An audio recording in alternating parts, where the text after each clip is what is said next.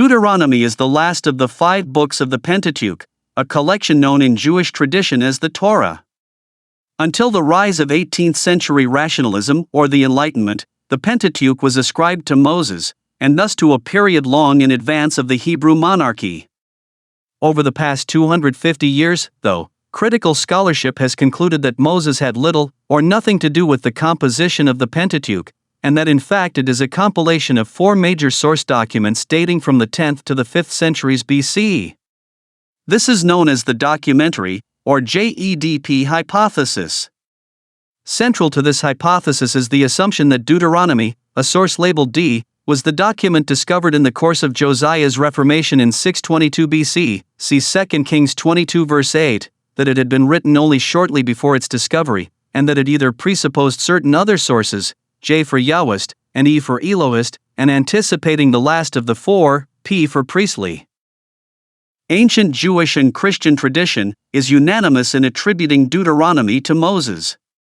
The book itself makes this claim in Deuteronomy chapter 1 verse 1, chapter 4 verse 44, and chapter 33 verse 4, as does the rest of the Old Testament, Joshua chapter 8 verses 31 to 32, Judges chapter 3 verse 4, 1 Kings chapter 2 verse 3, chapter 8 verse 56, 2 Kings chapter 14 verse 6, chapter 23 verse 25, 1 Chronicles chapter 15 verse 5, chapter 22 verse 13, 2 Chronicles chapter 25 verse 4, Ezra chapter 3 verse 2, and chapter 6 verse 18, Nehemiah chapter 1 verse 7.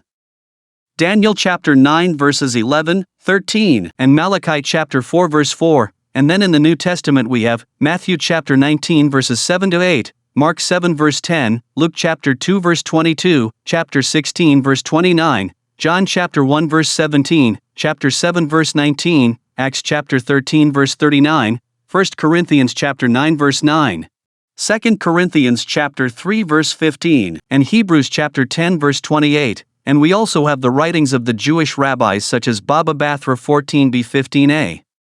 Careful study of the book against the historical, geographical, and cultural background of the Late Bronze Age, around 1550 to 1200 BC, shows it to be very much at home in that context.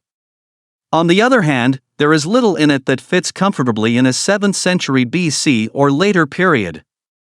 In short, there are no objective reasons to deny Moses' authorship. Only the need to serve a hypothesis that itself is without either internal or external proof, to justify claims of non-Mosaic authorship.